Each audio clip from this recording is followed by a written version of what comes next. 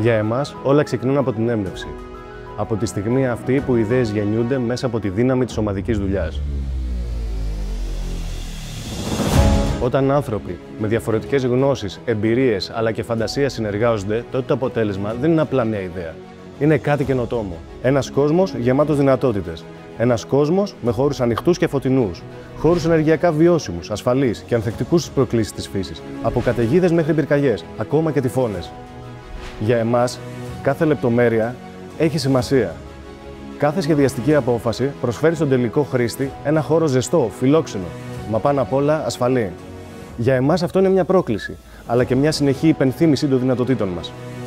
Και έπειτα έρχεται εκείνη η μοναδική στιγμή που μια ιδέα, ένα σχέδιο, μια λύση παίρνει μορφή. Η χαρά να βλέπεις κάτι που πριν δεν υπήρχε να γίνεται πραγματικότητα είναι πραγματικά ανεκτήμητη. Είναι μια συλλογική επιτυχία που γεμίζει όλη την ομάδα με υπερηφάνεια. Όμως δεν σταματάμε εκεί. Όπως ένας γονιός προετοιμάζει το παιδί του για να ανταποκριθεί στις προκλήσεις της ζωής, έτσι και εμείς εφοδιάζουμε τα προϊόντα μας με πιστοποιήσεις. Πιστοποιήσεις με δοκιμές αεροπερατότητας, υδατοστεγανότητας, αντιδιάρρηξης, κρούσης, ηχομείωσης και αντίδρασης στη φωτιά. Όλα για να εξασφαλίσουμε το αρτιότερο αποτέλεσμα για τον καταναλωτή. Και τέλος, η περηφάνεια. Όταν το έργο παραδίδεται στον πελάτη, ξέρουμε πως κάθε λεπτομέρεια είναι προϊόν κόπου, πάθους αλλά και γνώσης. Αυτή είναι η δική μας χαρά.